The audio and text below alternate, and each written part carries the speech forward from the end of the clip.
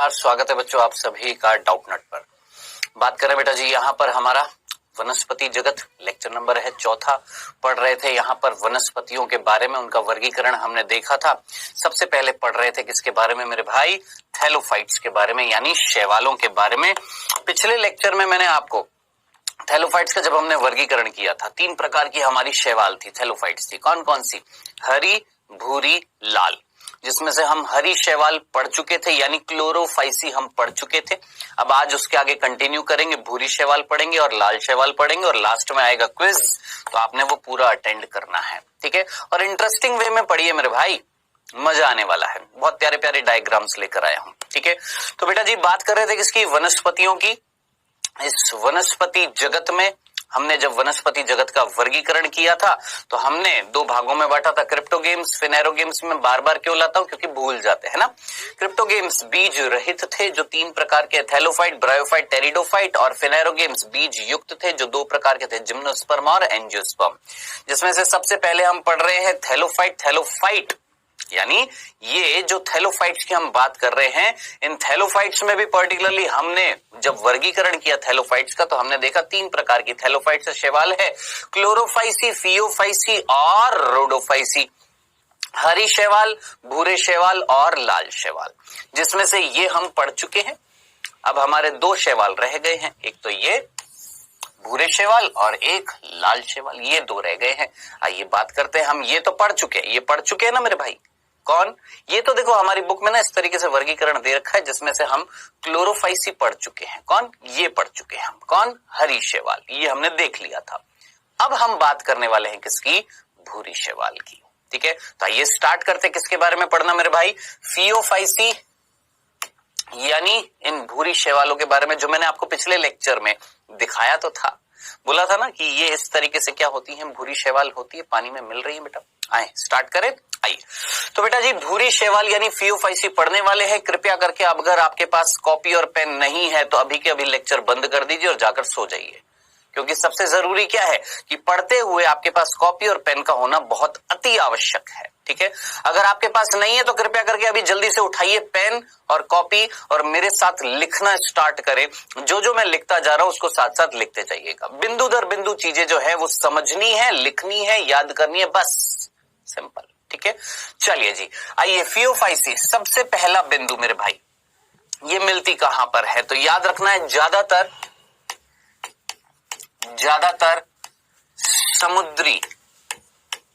समुद्री जल में मिलती है।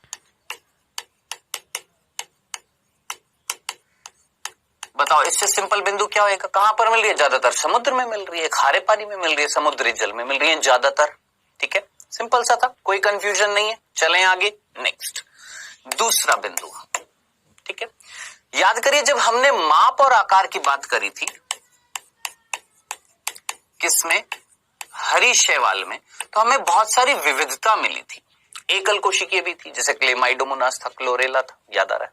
और आपकी एकल कोशिकीय ये मुक्त थी, क्लेमाइडोनास, क्लोरेला। आपकी एकल कोशिकीय कॉलोनी के रूप में भी थी, वोल्वॉक्स।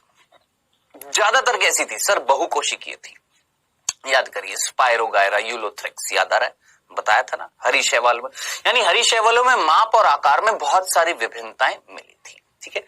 यहां पर ध्यान से सुनना, यहां पर माप और आकार में इतनी विभिन्नताएं नहीं मिलती हैं कि एकल कोशिकीय कॉलोनी के रूप में, एकल कोशिकीय मुक्त रूप में, नहीं नहीं नहीं, इतनी विभिन्नता नहीं मिलती। हम ये बोलते हैं जब हम इनका माप और आकार देखते हैं तो हमें पता लगता है ज्यादातर जो है, ज्यादातर कैसी होती हैं? बहुकोशिकीय।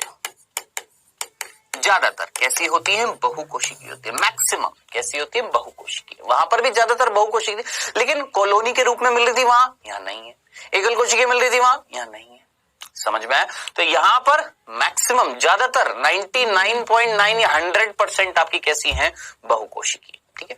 लेकिन अब ये जो बहुकोशिकीय है, ये भी ध्यान से सुनना है। अब ये बहुकोशिकीय मिलेंगी ना, कौन सी? आपकी भूरी शैवाल। अब ये बहुकोशिकीयों में भी विभिन्नता होगी क्या? कुछ बहुकोशिकीय छोटी आकृति की भी होंगी, यानी छोटी होंगी आपकी भूरी शैवाल। कुछ बहुकोशिकीय बहुत बड़ी भी होंगी। क्या ये लाइन समझ में आई? वापस से रिपीट करूं, ध्यान से सुनना। ज्यादातर कहां पर मिल रही हैं? समुद्री जल में मिल रही है। ठीक है सर, ये पहला बिंदु समझ में आ गया। खारे पानी में मिल रही है, समुद्र में मिल रही है। दूसरा, जब हमने इनका माप और आकार देखा, इनकी संरचनाएं देखी, हमें पता लगा कि एकल कोशिकीय कॉलोनी या मुक्त रूप से नहीं मिल रही है, ज्यादातर कैसी है? बहुकोशिकीय। लेकिन वो जो बहुकोशिकीय है ना, उनमें से भी कई छोटी हैं, छोटी छोटी भूरी शैवाल है, कई बहुत बड़ी भूरी शैवाल भी। अब जैसे बहुत बड़ी का मैं बात बताता हूं आपको। बहुत बड़ी भूरी शैवाल कितनी बड़ी? मैं आपको बहुत बड़ी भूरी शैवाल दिखाऊंगा भी। जो बड़ी बड़ी भूरी शैवाल होती है ना, फियोफाइसी, जो बड़ी बड़ी भूरी शैवाल होती हैं, जैसे कैल्प। अब आप बोलेंगे सर ये कैल्प क्या है? पूछेंगे ना सर कैल्प क्या है? तो बेटा कैल्प एक भूरी शैवाल है। एक भूरी शैवाल का नाम है क्या? कैल्प। या और सिंपल तरीके से, कैल्प का मतलब क्या होता है? वो भूरी शैवाल जो बहुत बड़ी होती है आकृति में, बहुत बड़ी बड़ी जो भूरी शैवाल होती है उनको हम बोलते हैं कैल्प। यानी कैल्प एक समूह है किसका? भूरी शैवाल का, जिसके अंतर्गत कौन सी भूरी शैवाल रखी जाती है? बड़ी बड़ी भूरी शैवाल किसके अंतर्गत आती है? कैल्प के अंतर्गत। जैसे एक उदाहरण मैं आपको बताता हूं। सबसे बड़ी भूरी शैवाल, सबसे बड़ी भूरी शैवाल जो है, ठीक है, नाम आपने भूलना नहीं है मेरे भाई। सबसे बड़ी भूरी शैवाल का याद रखना, मैक्रो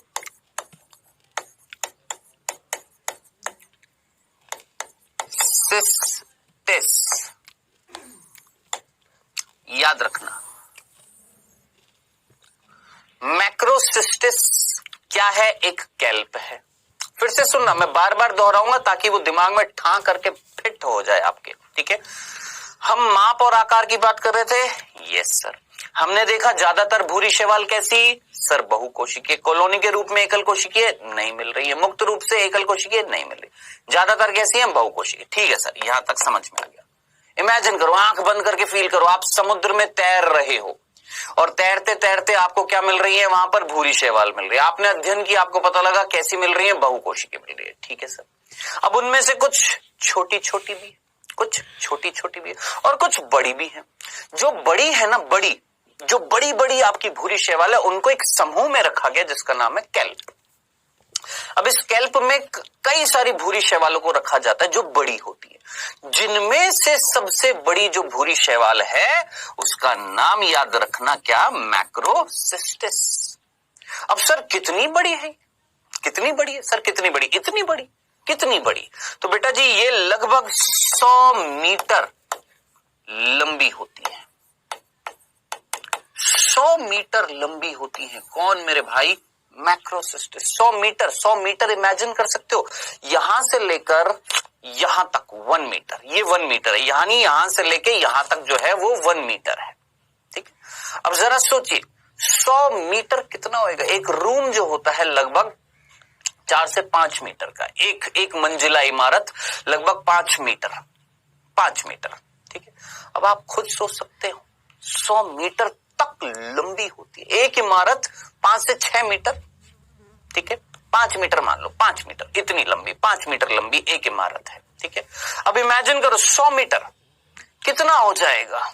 लगभग 20 मंजिला, 20 मंजिला आपकी लंबी होती है। कौन? मैक्रोसिस्टिस। यानी समुद्र के नीचे से बिल्कुल ऊपर तक आ जाती है। कौन? मैक्रोसिस्टिस। देखना चाहोगे? देखो कुछ इस तरीके से दिख रही है, ये बिल्कुल समुद्र के नीचे से ऊपर तक आ रही है। कौन बेटा जी? ये आपकी मैक्रोसिस्टिस। ये एक प्रकार की कैल्प है। कैल्प का मतलब जो भूरी शैवाल जो लंबी लंबी बड़ी बड़ी होती हैं वो। तो ये है कौन बेटा जी? आपकी कैल्प। बताएं, इतनी सी बात आपको समझ में आ गई। ये दूसरा बिंदु था। ये कौन सा बिंदु था हमारा? दूसरा। चलें आगे। ये है कौन बेटा जी? मैक्रोसिस्टिस है। पानी के बिल्कुल समुद्र में नीचे से उठकर बिल्कुल ऊपर तक पहुंच जाती है। ठीक है सर, समझ में आ गया। चलें आगे। आइए बेटा तीसरा बिंदु पढ़ते हैं, ध्यान से सुनना।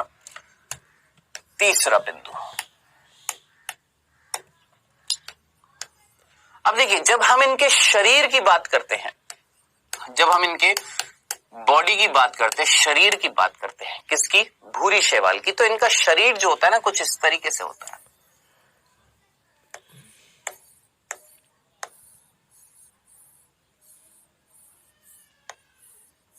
इस तरीके से इनका शरीर होता है, ठीक है। यानी इनका शरीर जो होता है वो 3 भागों में विभेदित होता है। अब कौन कौन से भाग है? सबसे नीचे वाला भाग देखिए, सबसे पहले ये वाला, इसको हम बोलते हैं आद्य स्तर।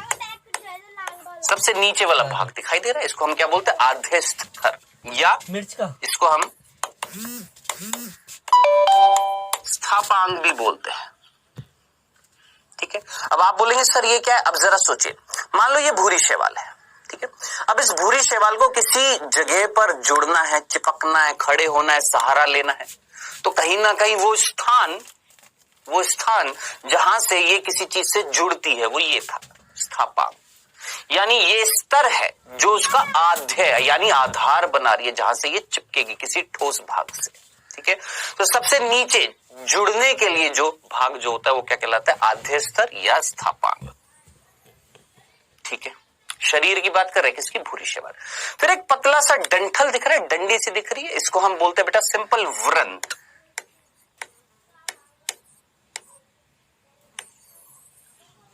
व्रत, ठीक है, डंडी सी दिख रही है। और फिर उसके बाद वो ऊपर की ये जो बड़ी सी संरचना जो होती है, ये वाली संरचना, अब ये ना पर्ण के जैसी होती है, पर्ण नहीं होती, हरी नहीं होती है, ये पर्ण के जैसी होती है। ध्यान से सुनना, ये एक पर्ण के समान संरचना होती है जो प्रकाश संश्लेषण करेगी। यस, इसको हम बोलते हैं, याद रखना, फ्रॉन्ड, या इसको हम लेमिना, या इसको हम प्रपर्ण बोल देते हैं। कई सारे नाम है, क्या बोल दिया? फ्रॉन्ड बोल दिया, लेमिना बोल दिया, या प्रपर्ण बोल दिया है। पर्ण शब्द आ रहा है, पर्ण यानी एक पर्ण के समान, नॉट एक्चुअल पर्ण, वास्तविक पर्ण नहीं। पर्ण का मतलब पत्ती होता है, लीफ होता है, वास्तविक पत्ती नहीं है, पत्ती के जैसी संरचना है जो प्रकाश संश्लेषण करेगी, क्योंकि पत्ती जो होती है हरे रंग की होती है ना। चलिए जी, ये समझ में आ गया। तो कुल मिलाकर 3 संरचनाएं होती हैं, भूल मत जाइएगा। किसकी बेटा जी? यहां पर इनका जो शरीर जो होता है वो 3 भागों में बटा होता है, कुछ इस तरीके से देखिए, दिख रहा है? नीचे स्थापांग दिख रहा है, जहां से ये चिपकेंगी, किसी से जुड़ेंगी, सहारा लेंगी, सबसे नीचे। फिर एक व्रंत दिख रहा है, छत्रिक व्रंत, कहीं ना कहीं इस तरीके से एक डंडी के समान संरचना। और फिर ये आप बोलेंगे सर ये तो हरी है, हरी नहीं है, ये तो डायग्राम में हरी दिखा रखा है, अब भूरी होती है मेरे भाई। ये इसको हम बोल रहे हैं प्रपर्ण या फ्रॉन्ड या लेमिना नाम देते हैं। इस तरीके से 3 भागों में विभाजित होती है। कौन मेरे भाई? याद रखना, इनका शरीर। बताओ, क्या इतनी सी बात में कोई दिक्कत थी? कंफ्यूजन था? चले आगे, नो कंफ्यूजन, चले नेक्स्ट। अब 5वां बिंदु अगली स्लाइड पर। 5वां बिंदु, कितने बिंदु हो चुके बेटा जी?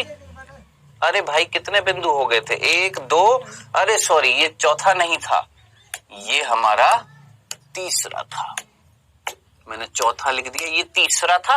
अब बात करते हैं चौथे बिंदु की।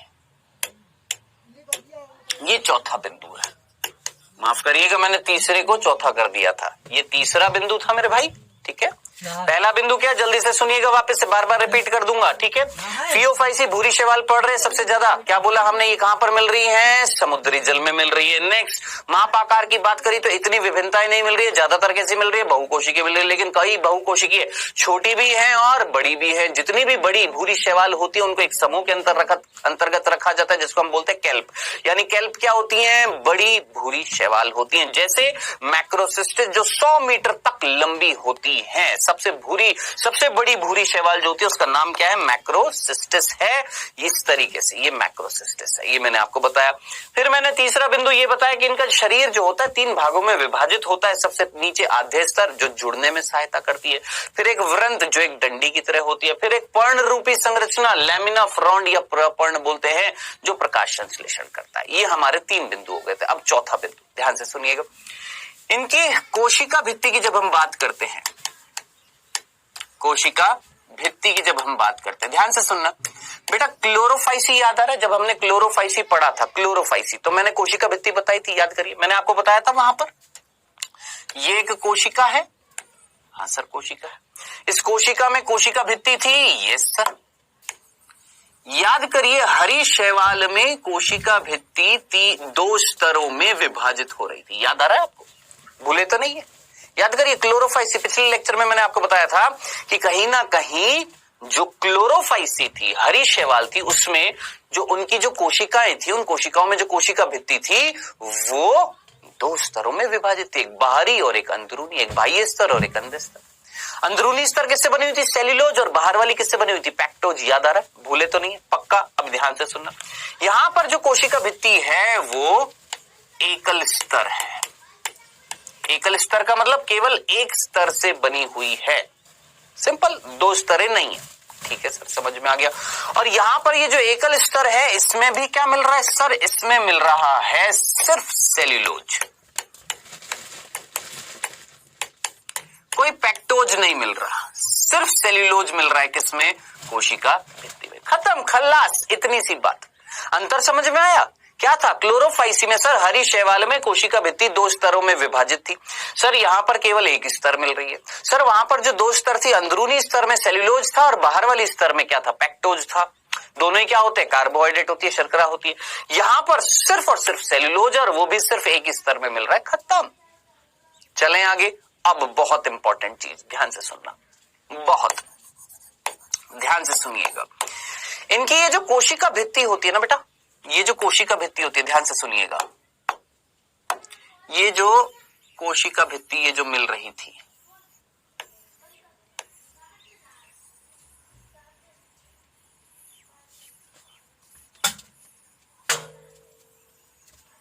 ये लाल रंग की मैंने कोशिका भित्ति बना दी, ठीक है। इस कोशिका भित्ति के बाहर, किसके बाहर, इस कोशिका भित्ति, ये जो लाल रंग की ये जो कोशिका भित्ति दिखाई दे रही है, इसके बाहर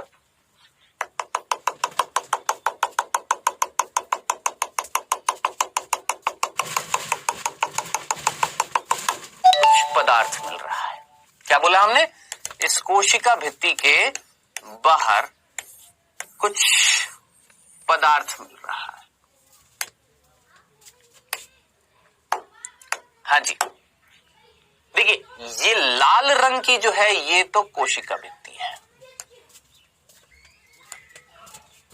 ये तो कोशिका भित्ति है, ठीक है सर समझ में आ गया। एकल स्तरीय है, ठीक है सर समझ में आ गया।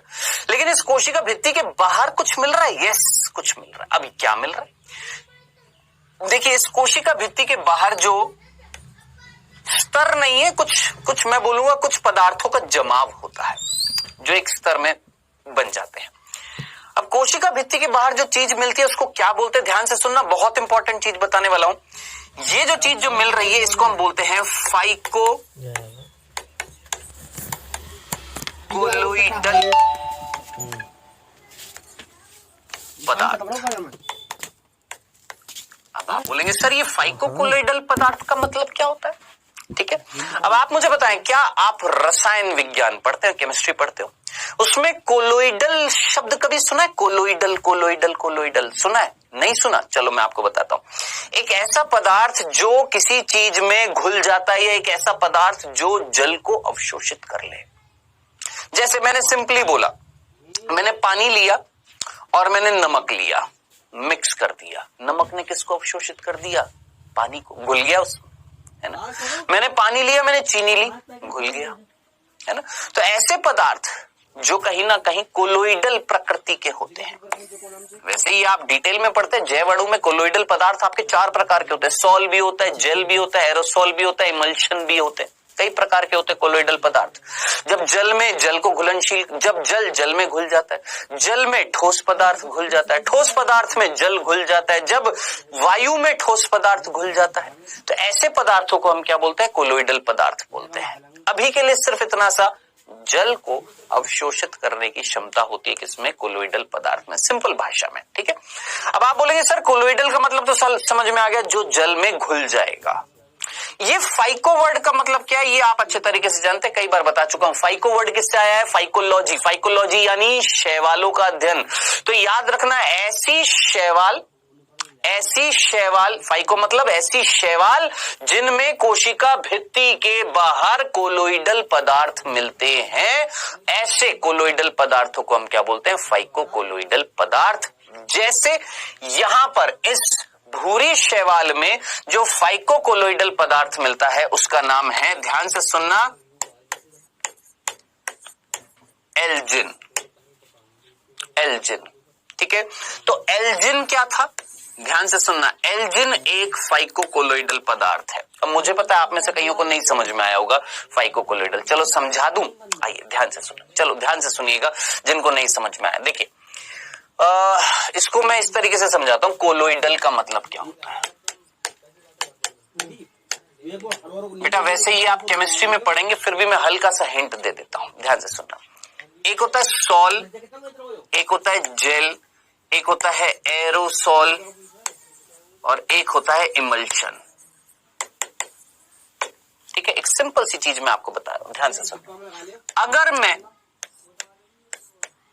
अगर मैं ध्यान से सुनना, अगर मैं किसी ठोस पदार्थ में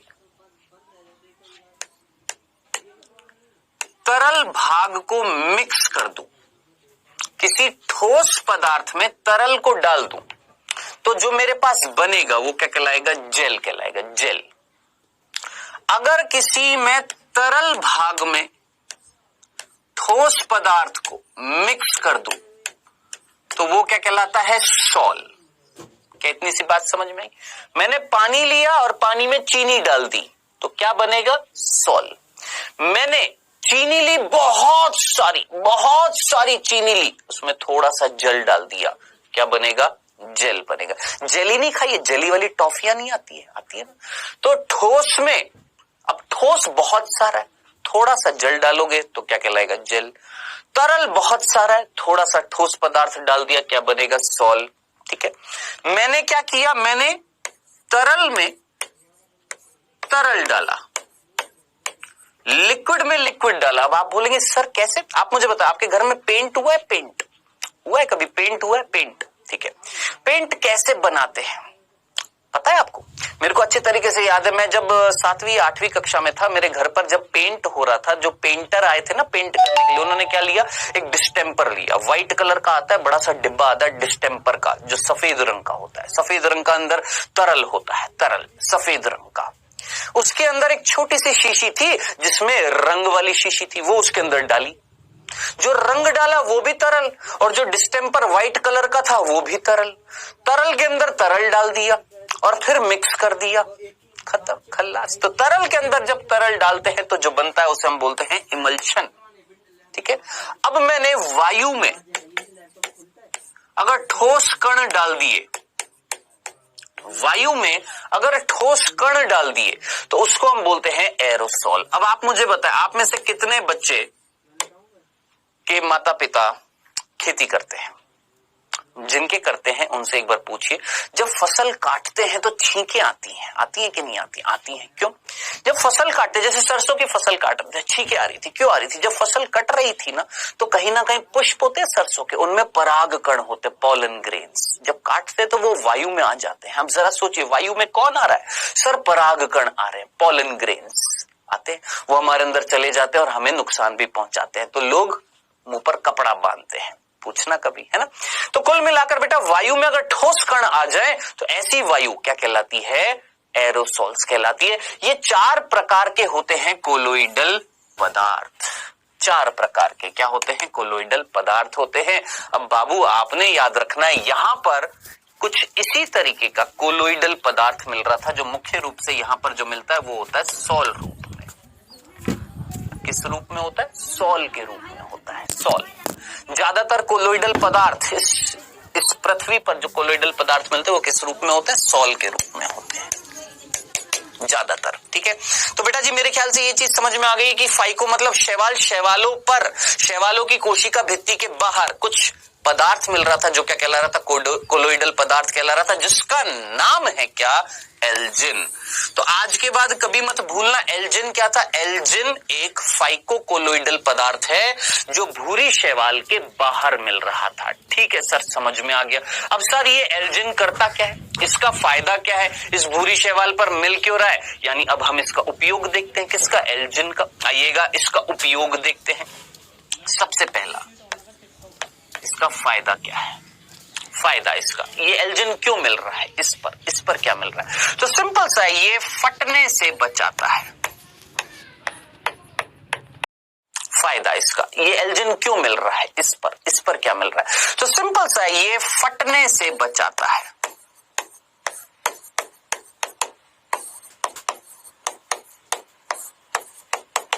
सिर्फ एक उपयोग किसके लिए, भूरी शैवाल के लिए, कि भूरी शैवाल में ये क्यों मिल रहा था, भूरी शैवाल की कोशिका भित्ति के बाहर मिल रहा है ताकि ये भूरी शैवाल की कोशिका जो है वो फटे ना। अब जरा सोचिए, इसके अंदर पानी जाता जाए ये तो फट जाएगी कोशिका। तो फटने से बचाने का कार्य कौन करता है, एल्जिन करता है। खत्म। अब आप बोलेंगे सर ये तो उपयोग इसका हो गया भूरी शैवाल का, हमारे लिए भी इसका कोई उपयोग है क्या, एल्जिन का उपयोग हम करते हैं क्या, हमारे लिए कोई उपयोगी होता है क्या ये एल्जिन, यस बहुत ज्यादा उपयोगी होता है। क्या करते हैं हम, देखिएगा ध्यान से सुनिएगा। देखिए एल्जिन का उपयोग हमारे लिए देख रहे हैं, मनुष्य के लिए कैसे उपयोगी है, ध्यान से सुनना बेटा। एल्जिन जो होता है, अच्छा मुझे बताया आपने आइसक्रीम खाई, आइसक्रीम आप बोलेंगे यस, किससे बनती है, सर दूध से बनती है। देखो मेरे हाथ में, एक हाथ में ना कटोरा है जिसमें दूध है, एक हाथ में कटोरा है जिसमें आइसक्रीम है। आप मुझे बताएं गाढ़ा कौन होता है, दूध गाढ़ा है कि आइसक्रीम गाढ़ी है, आप बोलेंगे सर कैसी बात कर रहे हैं, आइसक्रीम गाढ़ी होती है ना, दूध से बनाई जाती है। तो आइसक्रीम जब बनाते हैं, यानी दूध को गाढ़ा करके आइसक्रीम बनाते हैं, तो वो बनाने के लिए किसका उपयोग किया जाता है, एल्जिन का। यस, तो एल्जिन का उपयोग क्या हुआ,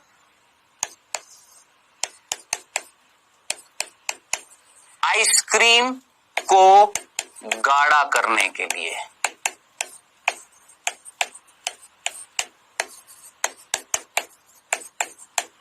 उपयोग में लिया जाता है किसको, एल्जिन को। भूल मत जाइएगा, पूछा जाता है, हाँ बिल्कुल पूछा जाता है। तो एल्जिन का उपयोग क्या हुआ, जो हम आइसक्रीम खाते हैं दूध से बनाते हैं, तो दूध जब धीरे धीरे गाढ़ा किया जाता है तभी तो आइसक्रीम बनती है। तो आइसक्रीम जितनी ज्यादा गाढ़ी होती है वो किसकी वजह से होती है, एल्जिन की वजह से। ठीक है, दूसरा बाकी सिंपल बेटा, हम जो पेंट बनाते हैं, पॉलिश पेंट है ना, लिपस्टिक है ना, ये कुछ चीजें जो होती है ना, तो नेल पॉलिश होती है, पेंट्स होते हैं। तो पॉलिश हो गया, पेंट हो गया, आइसक्रीम को गाढ़ा करने इसके लिए उपयोग में लिया जाता है। याद रखना कौन मेरे भाई, भूल मत जाइएगा, ये उपयोग मैंने लिखे हैं किसके, प्रभु भूल मत जाना किसके, एल्जिन के। एल्जिन क्या था, याद रखना है, एल्जिन एक प्रकार का फाइकोकोलोइडल पदार्थ होता है जो भूरी शैवाल को फटने से बचाता है। ये तो उपयोग हुआ किसका, भूरी शैवाल में, किसका, एल्जिन का। ठीक है, लेकिन हमारे लिए कैसे उपयोगी था, हमने इसको उपयोग में लिया दूध से, जब आइसक्रीम बना रहे थे तो गाढ़ा करने के लिए उपयोग में लिया, पॉलिश बनाने के लिए, पेंट बनाने के लिए हम एल्जिन का उपयोग करते हैं। बताओ यहां तक की कहानी डन क्लियर है। चले आगे, आइए। तो ये मैंने आपको कितने बिंदु हो गए मेरे भाई, 4 बिंदु हो गए। आगे चलते हैं, 5वां बिंदु लेकर आते हैं।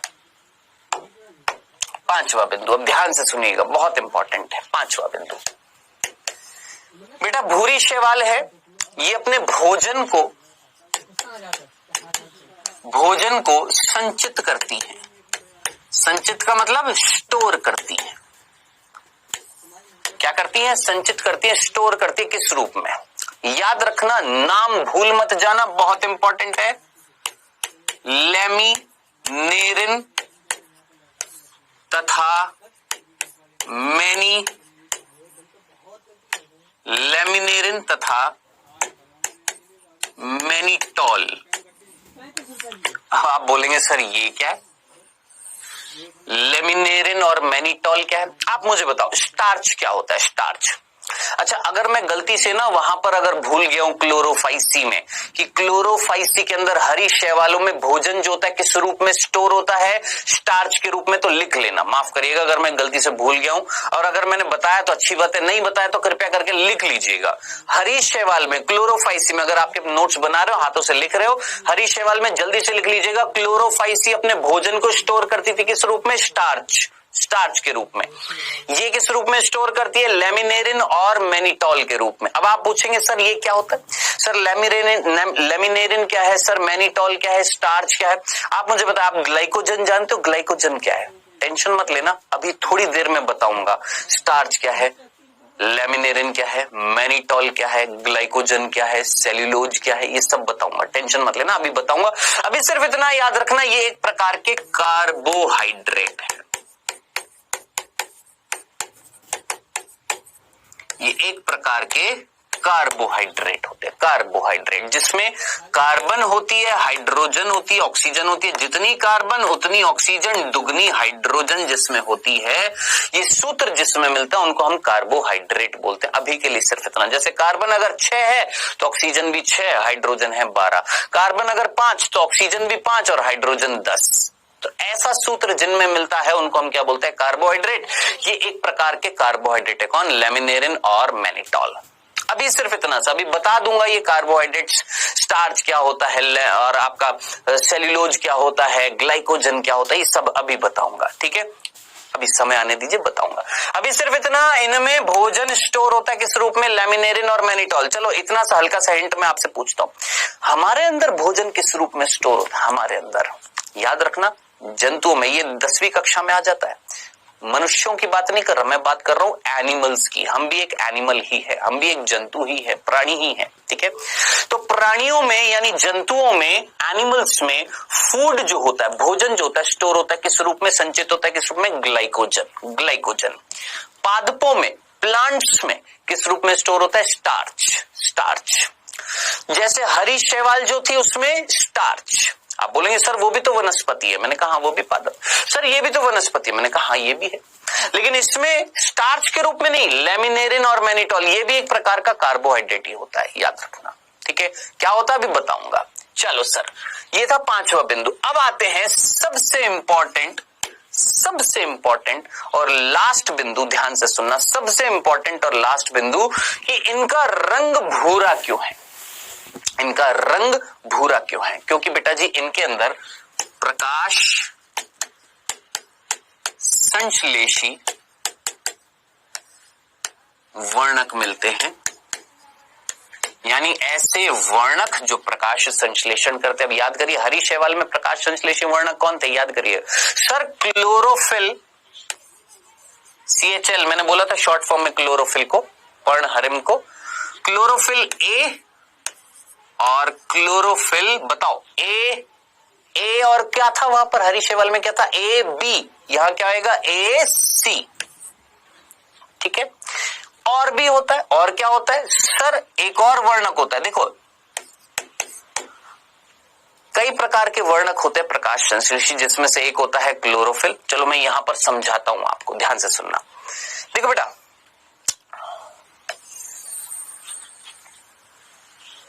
प्रकाश संश्लेषण करने के लिए, प्रकाश संश्लेषण करने के लिए ना क्या चाहिए होता है, फोटोसिंथेसिस करने के लिए क्या चाहिए होते हैं, वर्णक, ठीक है। अब साहब ये जो वर्णक जो होते हैं ना बेटा, ये 3 प्रकार के होते हैं, 3 प्रकार के पिगमेंट होते हैं। एक होता है क्लोरोफिल जो हरा रंग देते हैं, ठीक है। अब ये भी कई प्रकार के होते हैं, chlorophyll A, B, C, D और E। 5 प्रकार के क्या होते हैं आपके, क्लोरोफिल होते हैं। Chlorophyll A, chlorophyll B, chlorophyll C, chlorophyll D, chlorophyll E। 5 प्रकार के क्या होते हैं, क्लोरोफिल। ये पहला वर्णक है जो हरा रंग देता है, जो सबसे इंपॉर्टेंट वर्णक होता है, ठीक है। और भी कोई वर्णक होता है, ये सर एक और होता है जिसका नाम होता है कैरोटीन, जो लाल रंग देता है, लाल रंग देता है, भूल मत जाना, कौन, लाल रंग, लाल या नारंगी रंग देता है, कैरोटीन। भूलेंगे तो नहीं, ठीक है। अब इस पृथ्वी पर सबसे ज्यादा जो कैरोटीन मिलता है ना, उसका नाम याद रखना, बीटा कैरोटीन। कौन सा होता है? बीटा कैरोटीन इस पृथ्वी पर। हालांकि ये सब कुछ हम पढ़ेंगे कौन से अध्याय में, प्रकाश संश्लेषण में, ये सब कुछ बताऊंगा, हल्का सा हिंट दे रहा हूं, ये मत सोचना कि बाद में नहीं पढ़ेंगे, बाद में भी आएगा। तो कैरोटीन कैसा रंग देता है? लाल रंग देता है। सबसे ज्यादा कैरोटीन जो इस पृथ्वी पर मिलता है उसका नाम है बीटा कैरोटीन, ठीक है। वहां पर हम पढ़ेंगे जैसे टमाटर का लाल रंग होता है, लाल मिर्च का लाल रंग होता है, वो भी किसके कारण होता है? कैरोटीन के कारण होता है। आपने एप्पल देखा है, सेब देखा है, उसके बाहर के जो बाहर का जो आवरण होता है लाल रंग का होता है, किसके कारण होता है? कैरोटीन के कारण। तो सबसे ज्यादा जो कैरोटीन मिलता है वो कौन सा मिलता है? बीटा कैरोटीन मिलता है। अभी सिर्फ इतना सा बता रहा हूं, लाल मिर्च और टमाटर में जो कैरोटीन होता है वो बीटा नहीं होता है, वो कौन सा होता है? लाइकोपीन होता है। नीट में प्रश्न आया है, अभी उसकी जरूरत नहीं है, बाद में बताऊंगा, अभी जरूरत नहीं है, बाद में बताऊंगा। एक और वर्णक होता है जिसका नाम होता है जेंथोफिल। जेंथोफिल जो याद रखना पीला रंग देता है। कैसा रंग देता है? पीला रंग देता है। तो 3 प्रकार के वर्णक होते हैं, प्रभु भूल मत जाना। क्लोरोफिल, पर्णहरिम, 5 प्रकार के ABCDE। कैरोटीन कई प्रकार के होते हैं, जिसमें सबसे ज्यादा जो मिलता है वो बीटा कैरोटीन मिलता है इस पृथ्वी पर। जेंथोफिल पीला रंग देते हैं। सर समझ में आ गया, इतनी सी बात समझ में आ गई। ये कौन है? वर्णक हैं जो प्रकाश संश्लेषण में उपयोग में आते हैं, ठीक है। सर यहां पर हम बात कर रहे थे कि यहां पर प्रकाश संश्लेषण के लिए जो वर्णक हैं वो कौन से? हमने बोला क्लोरोफिल A है और C है, ठीक है सर, पहला है। और कौन मिल रहा है? Beta carotene. और कौन मिल रहा है? सर बीटा कैरोटीन मिल रहा है। मैंने कहा जी बहुत ही बढ़िया। और देखिए क्लोरोफिल भी हो गया, देखिए क्लोरोफिल भी हो गया, हाँ जी, कौन सा? A और C। कैरोटीन भी हो गया, कौन सा? बीटा। अब क्या बच गया? Sir xanthophyll. अब यहां पर जो जेंथोफिल होता है ना, वो कौन होता है? ध्यान से सुनना, यहां पर जो जेंथोफिल होता है, मैंने अभी आपको बताया, जेंथोफिल कौन सा रंग देता है? सर पीला। लेकिन अपवाद याद रखना है आपने, यहां पर जो जेंथोफिल होता है उसका नाम भूल मत जाइएगा, फ्यूकोजेंथिन। फ्यूकोजेंथिन, क्या नाम है? फ्यूकोजेंथिन एक प्रकार का जेंथोफिल है जो भूरा रंग देता है। आप बोलेंगे सर अभी तो आपने बताया था कि जेंथोफिल जो होते हैं, सर जेंथोफिल जो होते हैं सर ये तो पीला रंग देते हैं। मैंने कहा हाँ, मैंने कहा 10 मान लो 10 जेंथोफिल है, 10 में से 9 जेंथोफिल पीला रंग दे रहे हैं, तो मैं यही तो बोलूंगा ना, ज्यादातर जेंथोफिल कैसा रंग देते हैं? सर पीला। लेकिन एक अपवाद भी था और वो अपवाद था कौन? फ्यूकोजेंथिन। जेंथोफिल का अपवाद है कौन? फ्यूकोजेंथिन, जो भूरा रंग देता है। अब आप मुझे बताएंगे सोच समझकर, यहां पर सोच समझकर मुझे बताएंगे कि इस भूरी शैवाल में 3 प्रकार के वर्णक मिल रहे हैं। सर ये हरा रंग देते हैं, सर ये लाल रंग देते हैं और सर ये भूरा रंग देते हैं। किसकी मात्रा सबसे ज्यादा होगी? तो आप अच्छे तरीके से समझ गए होंगे मेरी बात को कि कौन सबसे ज्यादा मिलेगा भूरी शैवाल में। तो सबसे ज्यादा जो जेंथोफिल, सबसे ज्यादा जो वर्णक मिलते हैं, आप समझ गए होंगे, सबसे ज्यादा वर्णक जो मिलते हैं किसमें? भूरी शैवाल में। वो कौन से होते हैं मेरे भाई? याद रख लेना, भूल मत जाना किसी भी हालत में। कौन होते हैं? फ्यूकोजेंथिन होता है जो एक प्रकार का जेंथोफिल है, जो पीला रंग नहीं दे रहा, अपवाद है ये जेंथोफिल का। कौन? फ्यूकोजेंथिन अपवाद है जेंथोफिल का जो भूरा रंग देता है। बाकी सारे जेंथोफिल पीला रंग देते हैं और इसी के कारण ही जो सबसे ज्यादा मात्रा में मिलेगा इन शैवालों में, जिसके कारण कैसा रंग आएगा? भूरा रंग आएगा। तो ये थे प्रभु आपके टोटल कितने? 6 लक्षण, 6 बिंदु भूरी शैवाल के A to Z आपने याद रखने हैं। अब आप बोलेंगे सर आखिरी बिंदु भी है क्या कोई? यस, एक और आखिरी है, वो है उदाहरण, एग्जाम्पल। किसके? भूरी शैवाल के। एक मैं आपको बता चुका हूं, सोचिए सबसे लंबी सबसे बड़ी भूरी शैवाल कौन सी थी? याद करिए, बताया था अभी थोड़ी देर पहले बताया था। कौन? मैक्रोसिस्टिस। एक उदाहरण तो मैंने आपको दे दिया, एक तो दे दिया ना, और बता देता हूं, 3 और बता रहा हूं, 3 नहीं 4 बताऊंगा। पहले 3 देखो, ये 3 दिख रहे हैं, जिसमें ये है लेमिनेरिया। कौन है? लेमिनेरिया। पहला एग्जाम्पल, पहला नहीं बोलूंगा, दूसरा बोलूंगा। क्यों? क्योंकि एक मैं आपको बता चुका हूं। कौन सा? याद करो, कौन सा बता चुका हूं सर? एक आप बता चुके हो, मैक्रोसिस्टिस, स्कैल्प था, सबसे लंबा था। दूसरा लेमिनेरिया, तीसरा फ्यूकस, चौथा डिक्टियोटा। समझ रहे हैं ना चौथा क्यों बोला? मैक्रोसिस्टिस, लेमिनेरिया, फ्यूकस, डिक्टियोटा। ये 3 तो उदाहरण हो चुके हैं, 3 ये, एक पहले 4 हो चुके हैं। एक 5वां और बता देता हूं, 5वां, इसको मैं दूसरा मानूंगा, इसको मैं तीसरा मानूंगा, इसको मैं चौथा मानूंगा, और एक 5वां। ये समझ में आ रहा है ना क्यों दूसरा तीसरा चौथा? क्योंकि एक मैं ऑलरेडी बता चुका हूं, मैक्रोसिस्टिस, वो पहला था सबसे लंबी भूरी शैवाल। एक 5वां बताने वाला हूं, बहुत इंपॉर्टेंट है, सारगेसम। सारगेसम। अब इससे ना प्रश्न बनता है। क्या प्रश्न बनता है भैया? ध्यान से सुनिएगा। जो उत्तरी अटलांटिक समुद्र होते हैं, उत्तर दिशा में जो समुद्र मिलते हैं, बर्फीले समुद्र जो होते हैं, उत्तरी अटलांटिक ओशन बोलते हैं उनको, उत्तरी अटलांटिक समुद्र जहां पर मिलते हैं, महासागर बोल देता हूं इनको, समुद्र भी ना बोलकर क्या बोलूंगा? महासागर। उत्तरी अटलांटिक जो महासागर है, ठीक है, उन उत्तरी अटलांटिक महासागरों को बोला जाता है सारगेसो समुद्र, या सारगेसो महासागर, या सारगेसो समुद्र बोल देता है ना। महासागर मतलब समुद्र ही तो है, सारगेसो समुद्र बोला जाता है, सारगेसो सी बोला जाता है, सारगेसो सी या सारगेसो ओशियंस बोलते हैं। क्यों? क्योंकि ये जो सारगेसम जो होता है ना, ये इतनी तेजी से फैलता है, बहुत तेजी से पूरे समुद्र में फैल जाता है, और वो समुद्र पूरा भूरा भूरा दिखाई देता है। इसीलिए उस समुद्र को जो कहां पर मिलता है? उत्तरी अटलांटिक महासागर में मिलता है। इनको हम बोलते हैं सारगेसो समुद्र बोलते हैं। याद रखना, सारगेसो समुद्र क्या था? उत्तरी अटलांटिक महासागर में मिलने वाला समुद्र, जो कैसा होता है? भूरे रंग का होता है। किसके कारण? एक भूरी शैवाल जिसका नाम है सारगेसम। और इसी के साथ हमने खत्म किया है क्या? ये भूरी शैवाल।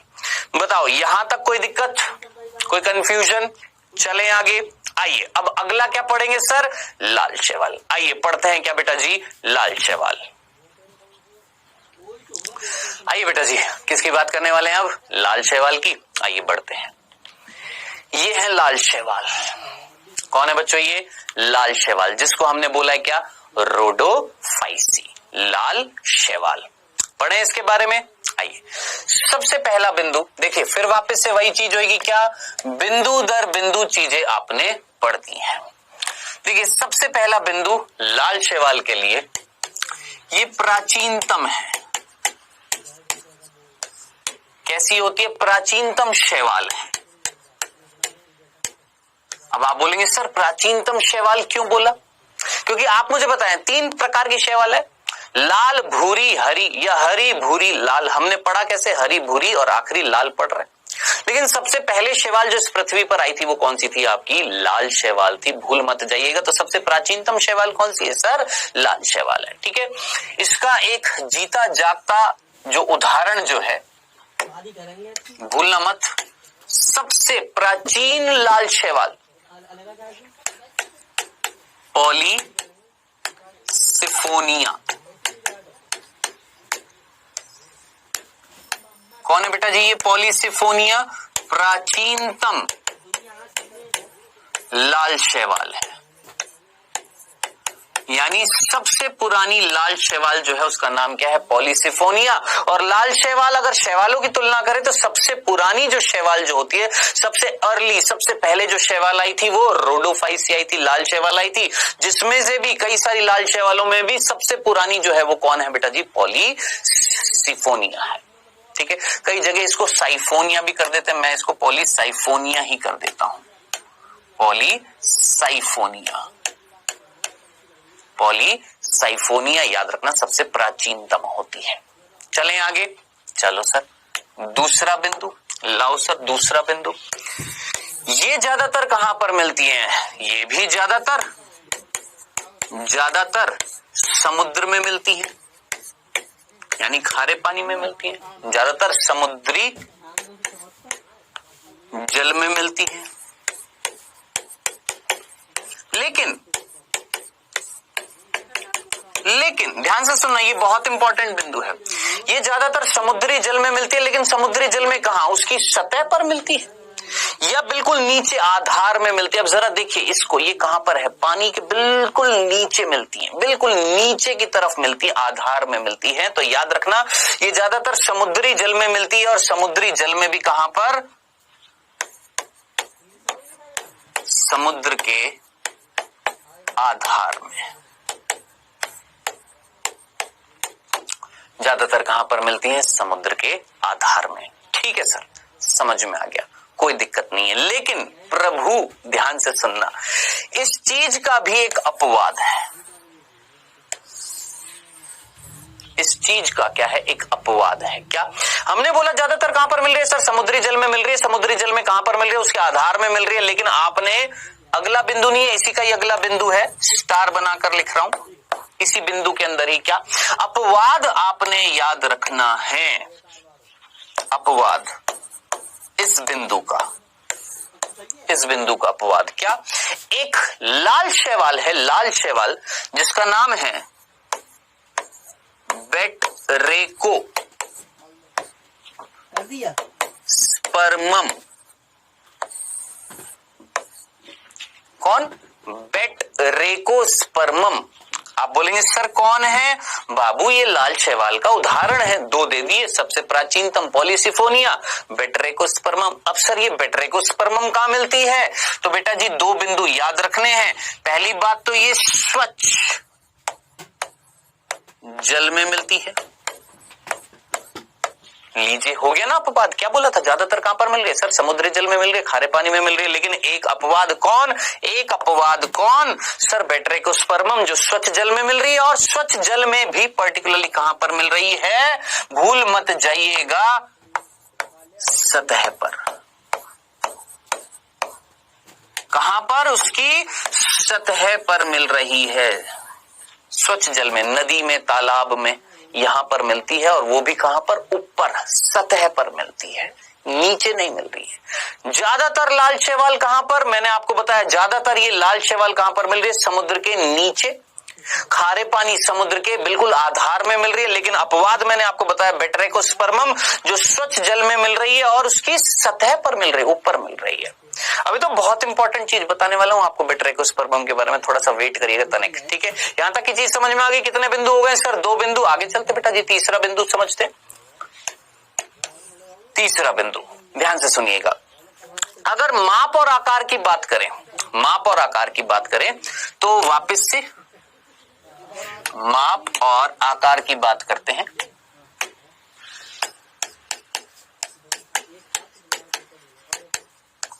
अगेन ज्यादातर कैसी है? बहुकोशिकीय।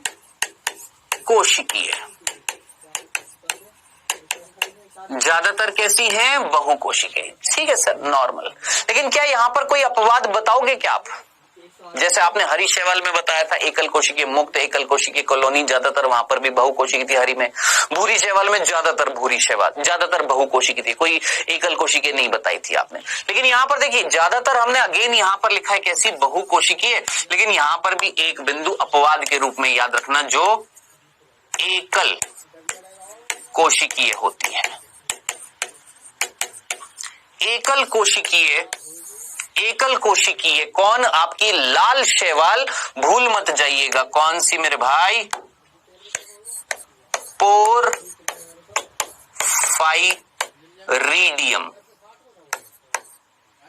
पोरफाइरिडियम।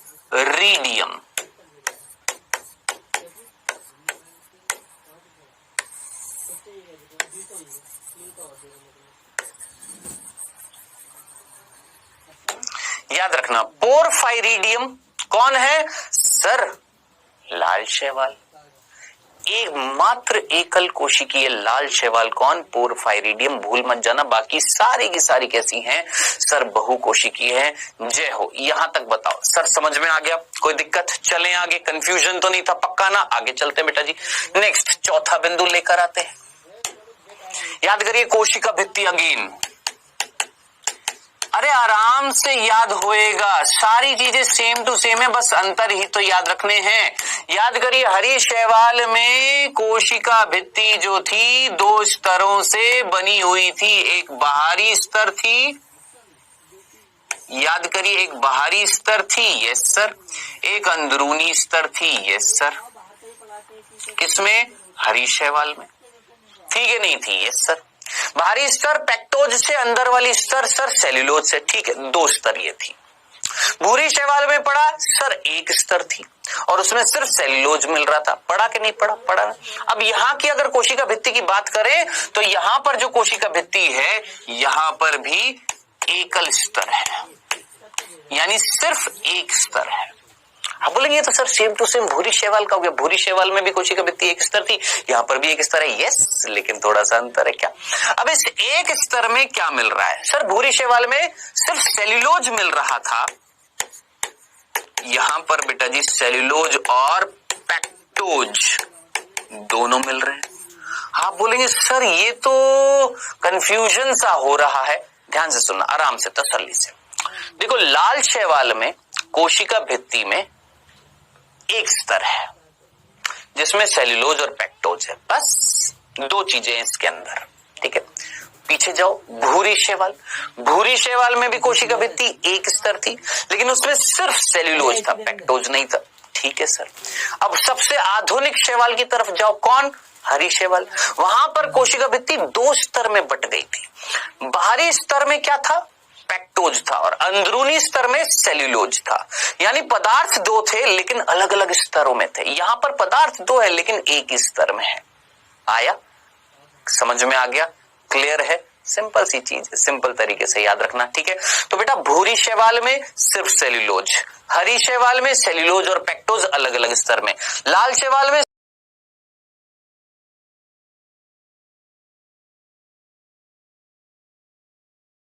तो सिर्फ भूरी शैवाल का हो गया। भूरी शैवाल में भी कोशिका भित्ति एक स्तर थी, यहाँ पर भी एक स्तर है, यस, लेकिन थोड़ा सा अंतर है। क्या?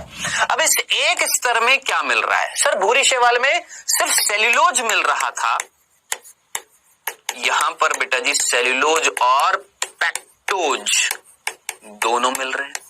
आप बोलेंगे सर ये तो कंफ्यूजन सा हो रहा है। ध्यान से सुनना, आराम से, तसल्ली से। देखो लाल शैवाल में कोशिका भित्ति में एक स्तर है जिसमें सेल्यूलोज और पेक्टोज है, बस दो चीजें इसके अंदर। ठीक है, पीछे जाओ। भूरी शैवाल, भूरी शैवाल में भी कोशिका भित्ति एक स्तर थी लेकिन उसमें सिर्फ सेल्यूलोज था, पेक्टोज नहीं था। ठीक है सर। अब सबसे आधुनिक शैवाल की तरफ जाओ, कौन? हरी शैवाल। वहां पर कोशिका भित्ति दो स्तर में बट गई थी। बाहरी स्तर में क्या था? पेक्टोज था और अंदरूनी स्तर में सेल्यूलोज था, यानी पदार्थ दो थे लेकिन अलग अलग स्तरों में थे। यहां पर पदार्थ दो है लेकिन एक ही स्तर में है। आया? समझ में आ गया? क्लियर है? सिंपल सी चीज है, सिंपल तरीके से याद रखना। ठीक है, तो बेटा भूरी शैवाल में सिर्फ सेल्यूलोज, हरी शैवाल में सेल्यूलोज और पेक्टोज अलग अलग स्तर में, लाल शैवाल में सेल्यूलोज और पेक्टोज लेकिन एक ही स्तर में। दंडना दंडन। चले, चलो सर। अब ध्यान से सुनना, याद करिए अभी थोड़ी देर पहले मैंने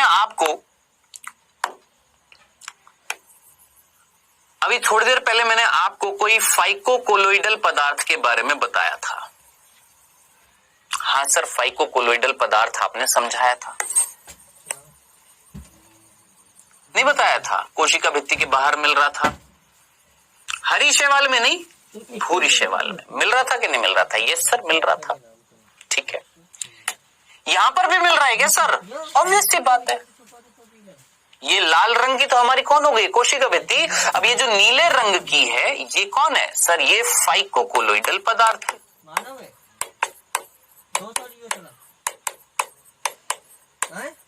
फाइकोकोलोइडल पदार्थ है। मैंने कहा हाँ जी बिल्कुल फाइकोकोलोइडल पदार्थ। फायदा नहीं होगा। जैसा भूरी शैवाल में मिल रहा था ऐसा लाल शैवाल में भी मिल रहा है, लेकिन ऐसा पदार्थ सारी लाल शैवाल में नहीं मिल रहा, कुछ लाल शैवाल में मिल रहा है। वहां पर ध्यान से सुनिए, वहां पर भूरी शैवाल में ऑलमोस्ट सभी भूरी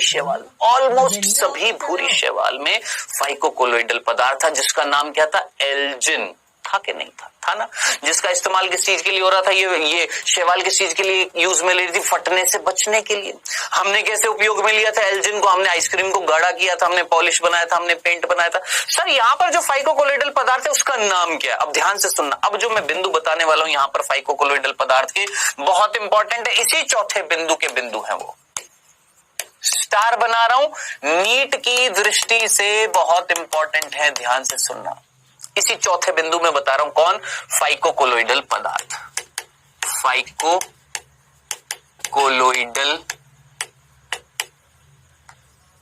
पदार्थ, ध्यान से सुनना। देखिए, दो लाल शैवाल आपने याद रखनी है, कतई नहीं भूलना है। जेलिडियम तथा ग्रेसिलेरिया,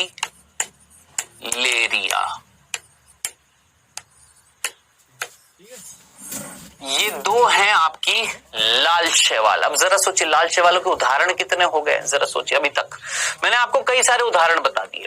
पॉलीसाइफोनिया लाल शैवाल, बेटरेगोस्पर्मम लाल शैवाल, पोरफायरिडियम ये भी याद रखना, ये भी लाल शैवाल। 3 बता दिए।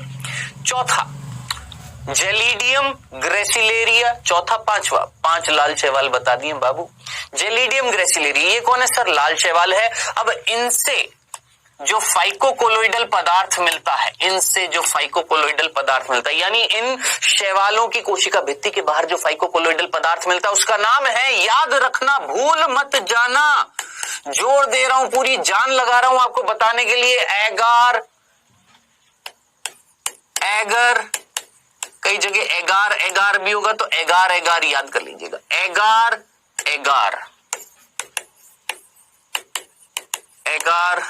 एगार भूल मत जाइएगा। सर ये एगार क्या है? बाबू फाइकोकोलोइडल पदार्थ है। फाइकोकोलोइडल क्या होता है ये मैंने आपको समझा दिया। ये एगार किस पर मिलता है? इन 2 लाल शैवाल पर। प्रभु भूल मत जाना, नीट में प्रश्न आता है, मैं बार बार मैं क्या ही बोलूं, मतलब भूल मत जाना किसी भी हालत में, बहुत इंपॉर्टेंट है। एगार जेलिडियम ग्रेसिलेरिया पर फाइकोकोलोइडल पदार्थ है। अब आप बोलेंगे यूज किस लिए आता है? देखिए, लाल शैवाल किस लिए यूज करेगी? फटने से बचाने के लिए। हमारे लिए कैसे यूज में आएगा?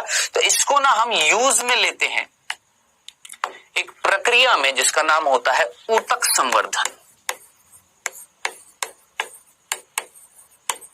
अब आप बोलेंगे सर ये ऊतक संवर्धन क्या है? अब ये आप पढ़ेंगे 12वीं कक्षा में, एक चैप्टर आएगा मानव कल्याण में सूक्ष्म जीव, वहां पर ऊतक संवर्धन, ठीक है। या आप पढ़ेंगे खाद्य उत्पादन में वृद्धि की कार्यनीति, सॉरी मैंने मानव कल्याण में सूक्ष्म जीव बोल दिया, नहीं, कौन से चैप्टर में पढ़ेंगे? खाद्य उत्पादन में वृद्धि की कार्यनीतियां। ये एक चैप्टर है आपका 12वीं कक्षा में, वहां पर पढ़ेंगे ऊतक संवर्धन। हल्का सा हिंट दे रहा हूं, आप एक पादप का छोटा सा ऊतक लेते हो, उस ऊतक को ना एक फ्लास्क में डालते हो, फ्लास्क समझ में आता है, एक बोतल में डाल देते हो। अब किस में डालोगे? एक माध्यम में, एक मीडियम में जिसमें पोषण होता है। और वो माध्यम जो होता है ना जिसमें आप पादप का ऊतक डालते हो, वो माध्यम बनाया जाता है इससे, अगार। तो अगार जो होता है इसका यूज किया जाता है ऊतक संवर्धन प्रक्रिया में, जिसमें हम एक माध्यम, एक मीडियम बनाते हैं, एक मैं बोलूंगा एक पेस्ट बनाते हैं, पेस्ट समझ में आता है, जिसमें हम ऊतक को डालते हैं, वो ऊतक उसमें से, उस पेस्ट में से पोषण प्राप्त करता है। तो याद रखना, अभी सिर्फ इतना सा, डिटेल में आएगा, टेंशन टेंशन मत लेना, सब कुछ आएगा। अभी सिर्फ इतना सा एक प्रक्रिया होती है, एक प्रोसेस होती है जिसका नाम होता है टिश्यू कल्चर, ऊतक संवर्धन, जिसमें अगार अगार का उपयोग लिया जाता है। अगार अगार मिलता किससे, ये याद रखना, जेलिडियम ग्रेसिलेरिया। और जेलिडियम ग्रेसिलेरिया क्या है, लाल शैवाल है जिस पर मिलने वाला अगार अगार एक फाइकोकोलोइडल पदार्थ है। ठीक है, नीट 2021 में ये प्रश्न पूछा गया था, इसी साल। एक लाल शैवाल जिसका नाम, ध्यान से सुनना, एक लाल शैवाल जिसका नाम है कॉन्ड्रस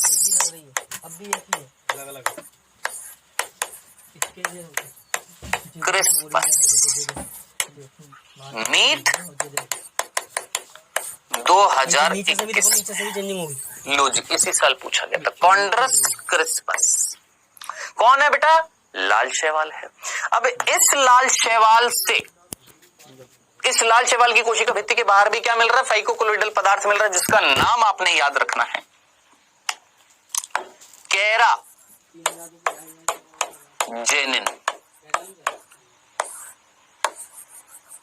ये पूछा गया था। तो कैराजेनिन कौन है, फाइकोकोलोइडल पदार्थ है।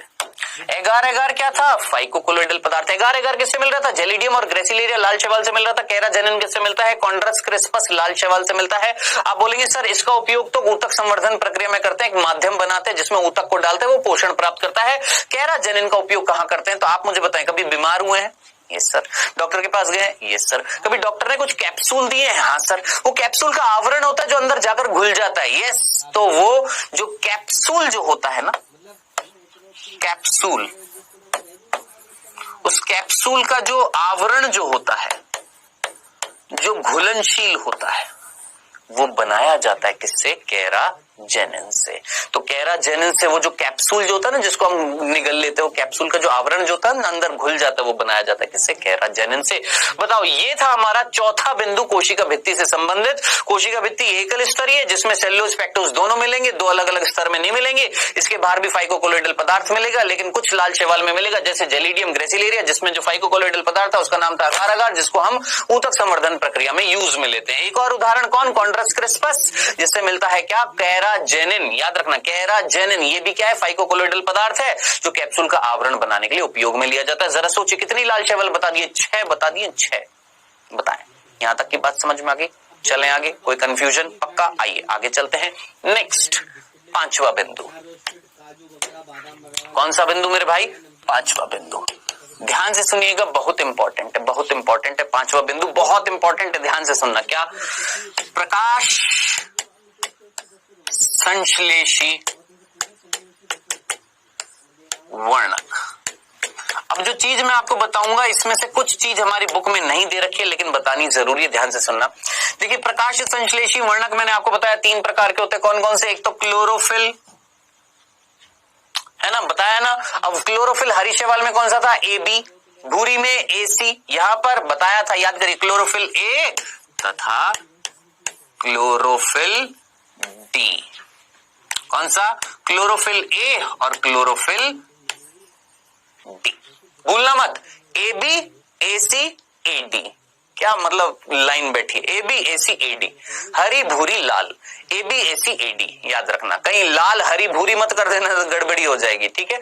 तो हरी भूरी लाल, AB, AC, AD, ठीक है। दूसरा, कैरोटीन मिलता है, यस, कौन सा, बीटा कैरोटीन, ठीक है सर, ठीक है। एक तो यहां पर अंतर मिला हमें, भूरी में क्या था, AC था, यहां पर AD है। बीटा कैरोटीन वहां भी था, बीटा कैरोटीन यहां पर भी है। अब ध्यान से सुनना, दो वर्णक हैं। जेंथोफिल नहीं मिलता यहां पर, जेंथोफिल नहीं मिलता, एक और मिलता है, 2 मिलते हैं, जिसका नाम है फाइको, ध्यान से सुनिएगा, फाइको एरिथ्रिन, और एक मिलता है फाइको साइनिन। अब मैंने जानबूझ के ना बेटा जी नीले अक्षर से और लाल कलर से लिखा है, फाइकोसाइनिन, फाइकोएरिथ्रिन, ये 2 वर्णक हैं, ठीक है। एरिथ्रिन वर्ड किससे है? मैंने आपको पहले भी बताया था। एरिथ्रिन वर्ड किससे है? एरिथ्रोसाइट। एरिथ्रोसाइट कौन होती है? आरबीसी। आरबीसी का रंग कैसा होता है? लाल। तो याद रखना फाइको एरिथ्रिन एक ऐसा वर्णक है जो लाल रंग देता है। Yes sir. अब ये साइनिन वर्ड देखा है, कभी सुना है? साइनिन, साइनिन सुना? ऑक्टोपस नाम सुना? ऑक्टोपस जानते हैं? ऑक्टोपस के खून का रंग कैसा होता है सर? नीला होता है, नीला। जानते हैं उसमें क्या मिलता है? हमारे खून का रंग कैसा होता है सर? लाल होता है। किसके कारण? हीमोग्लोबिन। हीमोग्लोबिन के कारण कैसा होता है? लाल होता है। उसका रक्त का रंग कैसा होता है? ऑक्टोपस का नीला होता है। किसके कारण? एक वर्णक जिसका नाम होता है हीमोसाइनिन। साइनिन। जहां पर भी आपको फ्यूचर में कभी भी साइनिन दिख जाए, साइनिन का मतलब ही क्या होता है? याद रखना, नीला। तो फाइकोसाइनिन एक ऐसा वर्णक जो कैसा रंग देगा? नीला रंग देगा। कैसा रंग देगा? नीला। और फाइकोएरिथ्रिन कैसा देगा? लाल। अब आप बोलेंगे सर और एक और चीज क्या, कि यहां पर ध्यान से सुनना, इस रोडोफाइसी में सबसे ज्यादा जो वर्णक मिलते हैं वो ये दोनों मिलते हैं। क्या बोला? रोडोफाइसी में सबसे ज्यादा वर्णक ये मिलते हैं। अब इन दोनों में भी सबसे ज्यादा ये मिलता है, तभी तो लाल शैवाल का रंग कैसा होता है सर? लाल होता है। खुद सोचो, ये कैसा देगा? हरा। ये कैसा देगा? लाल। लेकिन ये भी क्या दे रहा है? लाल। तो इन दोनों में से भी ये सबसे ज्यादा मिलता है। कौन? फाइकोएरिथ्रिन। तो यही है जो लाल रंग देगा किसको? रोडोफाइसी को। तो अब आप पूछेंगे सर ये क्या कर रहा है? ये नीला रंग क्यों है ना? अब देखिए जबरदस्त चीज मैं आपको बताने वाला हूं, ध्यान से सुनना। ये चीज हमारी बुक में नहीं लिखी हुई है। एक वैज्ञानिक था, उसका नाम था गॉडी कोव्स। एक वैज्ञानिक जिसका नाम था गॉडी कोव्स, ठीक है। उसने एक चीज देखी। क्या देखा? कि जो समुद्र है ना, समुद्र जिसमें पानी है, उसमें ना लाल शैवाल मिल रही है, ठीक है। एक ऐसी लाल शैवाल, ध्यान से सुनना, ऐसी लाल शैवाल जो नीचे मिल रही है, लाल रंग की है। समुद्र नहीं बोलूंगा, पानी बोलूंगा, है ना। ऐसी लाल शैवाल जो नीचे मिल रही है, कैसे रंग की है? लाल रंग की, ठीक है। लेकिन एक ऐसी लाल शैवाल, ध्यान से सुनना, एक ऐसी लाल शैवाल जो पानी के ऊपर मिल रही थी, सतह पर मिल रही थी और नीला रंग दे रही थी। तो आप बोलेंगे सर फिर इनको लाल शैवाल में क्यों रखेंगे? क्योंकि ये सिर्फ एक अपवाद है, एक अपवाद है, ठीक है। ये एक ऐसी शैवाल थी जो पानी के ऊपर मिल रही थी और नीला रंग दे रही थी। अब आप मुझे बताओ, क्या यहां से यहां आपको रंग परिवर्तन होता हुआ दिखाई दे रहा है? Yes sir. ज्यादातर शैवाल जो थी, जो पानी के नीचे मिल रही थी, कैसे रंग की थी? लाल रंग की। लेकिन एक शैवाल जिसका नाम याद करिए, अभी थोड़ी देर पहले बताया था, बेटरेको स्पर्मम, बताया था बेटरेकोस्पर्मम, जो कैसे रंग की होती है प्रभु? नीले रंग की होती है। अब आप खुद सोचिए, बेटरेकोस्पर्मम के अंदर इन वर्णकों में सबसे ज्यादा कौन सा मिलेगा? फाइकोसाइनिन। मिलेगा कि नहीं मिलेगा? बिल्कुल मिलेगा। तो फाइकोसाइनिन यहाँ पर इसमें बेटरेकोस्पर्मम में ज्यादा मिलता है, सतह पर मिलती है, नीला रंग होता है। ज्यादातर लाल शैवाल कहां पर मिलती है? नीचे होती है। कैसा रंग होता है? लाल शैवाल लाल रंग होता है। अब ये जो रंग परिवर्तन आपने देखा है ना, इस रंग परिवर्तन को सबसे पहले देखा था इस वैज्ञानिक ने, और इसी ने इस रंग परिवर्तन को बोला था गॉडिकोव्स प्रभाव, गॉडिकोव्स इफेक्ट बोला था, गॉडिकोव्स प्रभाव बोला था। तो गॉडिकोव्स प्रभाव का मतलब रंग परिवर्तन, नीचे मिल रही है लाल, ऊपर मिल रही है नीली, कहीं ना कहीं रंग परिवर्तन हो रहा है। यही क्या कहलाता है? गॉडिकोव्स प्रभाव कहलाता है। कौन मिल रही है? नीली, बेटरेकोस्पर्मम, जो सतह पर मिल रही है। याद रखना, भूल मत जाना। ये था बेटा जी हमारा कौन सा बिंदु? पांचवा बिंदु। चले, कोई कंफ्यूजन नहीं है। चले आखिरी बिंदु, लास्ट बिंदु, सातवां बिंदु, और वो है भोजन। भोजन इनके अंदर जो संचित होता है, मीट 2020 का है ये प्रश्न। भोजन इनके अंदर जो स्टोर होता है, संचित होता है, वो किस रूप में होता है बेटा जी? याद रखना, भूल मत जाना, ये 2020 का प्रश्न था। फ्लोरिडियन स्टार्च के रूप में। किस रूप में स्टोर होता है, किस रूप में संचित होता है? फ्लोरिडियन स्टार्च के रूप में संचित होता है। अब आप फाइनली पूछेंगे ये क्या होता है सर? हमने भूरी शैवाल में पढ़ा लेमिनेरिन मैनिटोल, हरी शैवाल में याद रखना स्टार्च, यहां पर है क्या? Floridean starch. फिर से बोल रहा हूं, हरी शैवाल में स्टार्च, भूरी शैवाल में लेमिनेरिन मैनिटोल, और लाल शैवाल में फ्लोरिडियन स्टार्च। सर ये क्या है? जल्दी से फटाफट देखिएगा, एक सिंपल सी चीज मैं आपको समझाता हूं, देखिएगा। आपने कितने बच्चों ने ग्लूकोज नाम सुना है? सर सुना है। ग्लूकोज क्या सूत्र होता है? C6H12O6। ठीक है, ठीक है। इस ग्लूकोज को मैं दर्शा रहा हूं एक बिंदु से। ठीक है, देखिए, बिंदु बिंदु बिंदु बिंदु बिंदु बिंदु बिंदु, इस तरीके से कई सारे ग्लूकोज हैं। ठीक है, ऐसे कई सारे ग्लूकोज को मैंने जोड़ दिया। ठीक है, लगभग कितने? 250 ग्लूकोज को मैंने जोड़ दिया।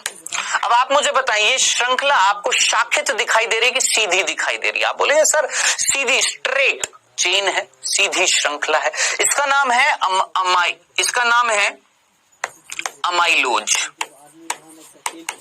आप पूछेंगे सर अमाइलोज क्या है? मैं सीधा बोलूंगा 250 ग्लूकोज की सीधी श्रृंखला है। आप बोलेंगे ठीक है सर, समझ में आ गया, 250 ग्लूकोज है, आपस में जोड़ दिए। अब आप ये पूछेंगे कैसे जोड़ा जाएगा? ये हम जैव अणु चैप्टर में पढ़ेंगे। एक बंध होता है जिसका नाम होता है ग्लाइकोसाइडिक बंध। ग्लाइकोसाइडिक बंध, ग्लाइकोसाइडिक बंध। ठीक है, एक ग्लाइकोसाइडिक बंध होता है जो इन ग्लूकोज के बीच में मिल रहा था। हमने ऐसी 250 ग्लूकोज को जोड़ दिया, एक सीधी श्रृंखला बन रही है, उसको हमने बोला अमाइलोज। आपने बोला ठीक है सर, डन डन डन, यहां तक की चीज क्लियर है। मैंने कहा वेल डन। अब मैंने ना लगभग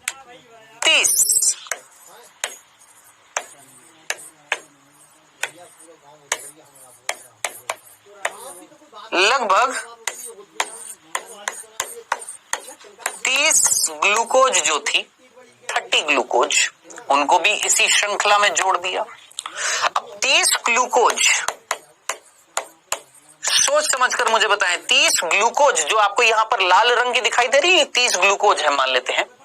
30 ग्लूकोज जो आपको सीधी श्रृंखला में दिख रही है, ये शाखित में है। आप बोलेंगे सर शाखित दिख रही है, शाखाएं निकलती हुई दिख रही हैं। ये 30 ग्लूकोज की शाखित संरचना जो होती है, इसको हम बोलते हैं अमाइलोपेक्टिन।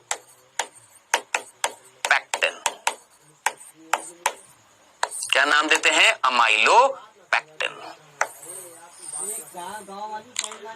ठीक है, तो अमाइलोज याद रखना है आपने, अमाइलोज। ठीक है, आपने याद रखना अमाइलोपेक्टिन। अमाइलोज क्या था? लगभग 250 ग्लूकोज की सीधी श्रृंखला थी, और अमाइलोपेक्टिन क्या था? लगभग 30 ग्लूकोज की शाखित संरचना है। ठीक है, और ये पूरी संरचना जो है, इसको हम बोलते हैं स्टार्च। इस पूरी संरचना को हम बोलते हैं स्टार्च। तो स्टार्च क्या था? मैं बोल सकता हूं ना, लगभग 280 ग्लूकोज से बनी हुई श्रृंखला है या नहीं है? स्टार्च किससे बना हुआ है? लगभग 280 ग्लूकोज, जिसमें से 250 ग्लूकोज की सीधी श्रृंखला जिसको हमने बोला अमाइलोज, और 30 ग्लूकोज की शाखित संरचना जिसका नाम है अमाइलोपेक्टिन। अमाइलोज और अमाइलोपेक्टिन मिलकर क्या कहला रहा है? स्टार्च कहला रहा है। डन डना डन डन, बताए, समझ में आ गया? सिंपल सी बात है। अब ये स्टार्च भोजन के रूप में स्टोर करती है कौन? हरी शैवाल भी, और बाहर जो आपको पादप दिख रहे हैं वो भी। ठीक है सर, आगे चलते हैं। एक और चीज मैं आपको बताता हूं, आप में से कईयों ने नाम सुना होगा सेल्यूलोज। Yes sir, cellulose. लगभग 6000 से लेकर 10,000 ग्लूकोज की सीधी श्रृंखला होती है।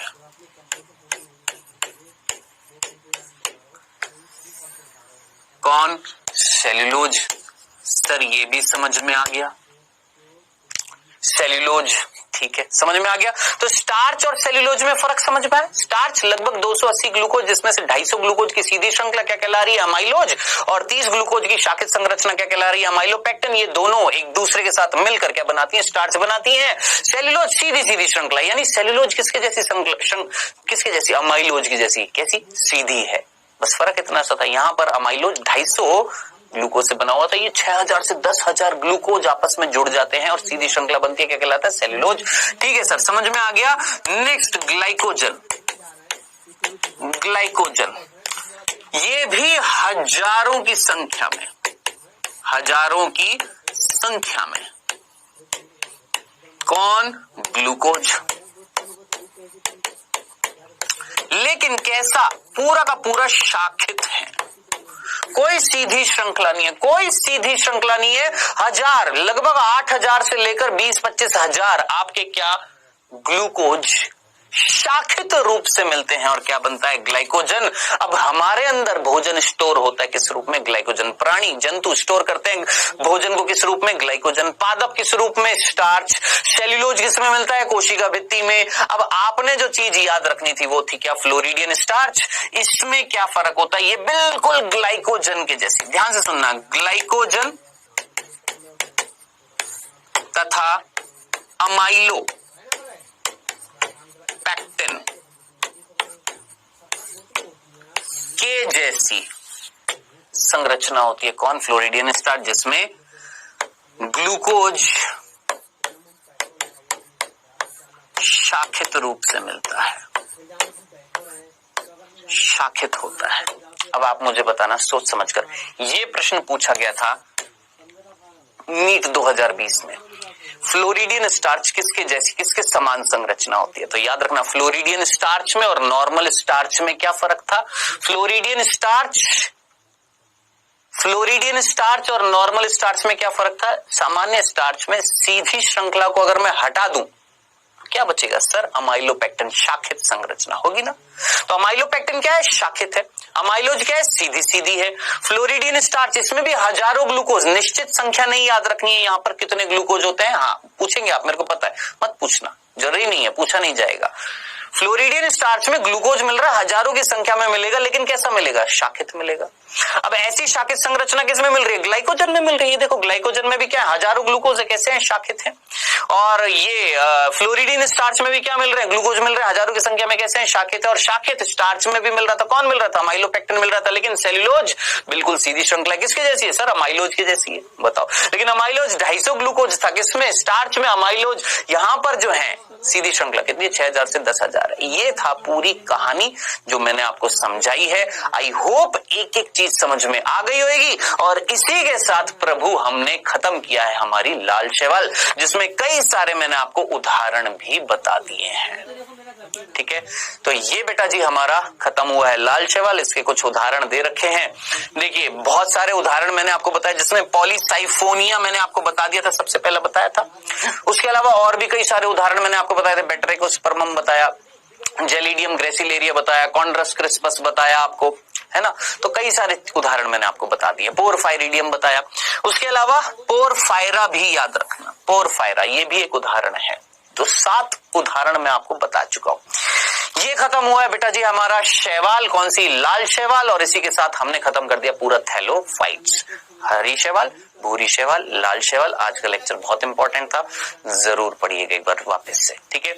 अभी समय हुआ है आपके क्विज का। बेटा पहला प्रश्न आपकी स्क्रीन पर आता हुआ फर्स्ट, भूरी शैवालों के प्रमुख प्रकाश संश्लेषी वर्ण कौन है। भूरी शैवाल के पूछे, भूरी शैवाल के, chlorophyll A B, chlorophyll A C और fucoxanthin, chlorophyll A D, phycoerythrin, chlorophyll A और सी। जल्दी से बताएं, भूरी शैवाल का पूछा है, भूरी शैवाल का।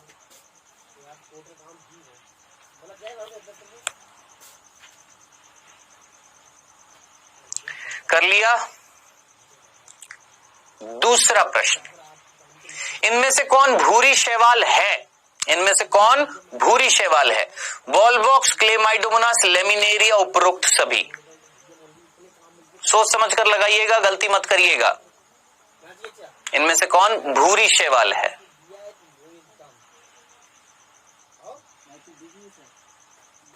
चलिए एक और प्रश्न, लाल शैवालों के प्रमुख प्रकाश संश्लेषी वर्णक है। लाल शैवाल के वर्णक कौन है यहां पर?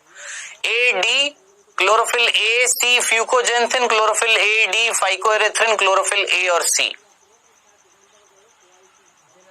ये तो ताजा पढ़ा है, ये तो कर लेंगे बिल्कुल। लाल शैवाल के वर्णक पूछे, कर लेंगे ना। आखिरी प्रश्न, उपरोक्त में से कौन प्राचीनतम शैवाल है? लाल शैवाल, भूरी शैवाल, हरी शैवाल, उपरोक्त सभी। ये तो कर लोगे प्रभु, ये तो कर लोगे। सबसे प्राचीन, सबसे पहले जो शैवाल थी वो कौन सी थी? चलिए जी, समय हुआ समाप्त। आइए डिस्कस करते हैं बेटा जी। यहाँ पर बच्चों हमारा यहाँ पर जो पहला प्रश्न था वो था भूरी शैवाल में प्रकाश संश्लेषी वर्णक कौन से थे? देखो, हरी में ए बी, भूरी में ए सी। ए सी यहाँ पर कहाँ है? सर यहाँ भी है और सर यहाँ भी है। मैंने कहा ठीक है। और भी कुछ था, भूरा रंग भूरी शैवाल का किसके कारण था? फ्यूकोजेंथिन। तो ज्यादा बेटर आंसर कौन सा है? ये है ना। तो करेक्ट आंसर इज सेकंड। यही किया ना बेटा जी? यही किया है कि कुछ और कर दिया? यही किया है, ये करेक्ट आंसर है। ठीक है, ये वाला। नेक्स्ट दूसरा प्रश्न था बच्चों हमारा, इनमें से कौन भूरी शैवाल है? कौन भूरी शैवाल है? देखिए, वॉल्वॉक्स क्या थी? हरी शैवाल थी, कॉलोनी में मिल रही थी। क्लेमाइडोमोनास हरी शैवाल थी, मुक्त रूप से एकल कोशिकीय मिल रही थी। तो ये दोनों तो होंगे नहीं और ये दोनों नहीं होंगे तो उपरोक्त सभी तो होएगा नहीं। बचा कौन? लेमिनेरिया। तो correct answer is C, laminaria. Done. Next, लाल शैवाल के प्रमुख प्रकाश संश्लेषी वर्णक। अब लाल शैवाल के पूछे वर्णक कौन थे? हरी में ए बी, भूरी में ए सी, तो लाल में ए डी। अब ए डी कहाँ है? ए डी है ही। अच्छा, यहाँ पर भी है ए डी, फर्स्ट में भी है और थर्ड में भी है ए डी। हाँ जी हाँ। लेकिन लाल शैवाल का लाल रंग मुख्य रूप से किसके कारण होता है? फाइकोएरिथ्रिन। तो करेक्ट आंसर इज सी। क्या है प्रभु? सी है। ठीक है। आखिरी प्रश्न था बच्चों यहाँ पर, इनमें से कौन प्राचीनतम शैवाल है? आप अच्छे तरीके से जानते हैं सबसे पहली शैवाल कौन सी थी आपकी? लाल शैवाल थी। तो प्राचीनतम कौन सी है? लाल शैवाल है। इसी के साथ हमने खत्म किया है ये थैलोफाइट, पहला समूह वनस्पति जगत का थैलोफाइट। इससे प्रश्न आते हैं, भूल मत जाना। इस चैप्टर में अगर नीट की दृष्टि से देखें, इस चैप्टर में प्रश्न अगर बनते हैं ज्यादातर इसी समूह से बनते हैं। किससे? थैलोफाइट से। भूल मत जाइएगा। ठीक है। अब नेक्स्ट लेक्चर में बच्चों हम पढ़ेंगे इसके अगला समूह कौन? थैलोफाइट के बाद कौन आएगा? ब्रायोफाइट। तो ये पढ़ेंगे नेक्स्ट लेक्चर से। पढ़ते रहिए, मुस्कुराते रहिए, आगे बढ़ते रहिए। बहुत बहुत धन्यवाद। Tata, bye bye.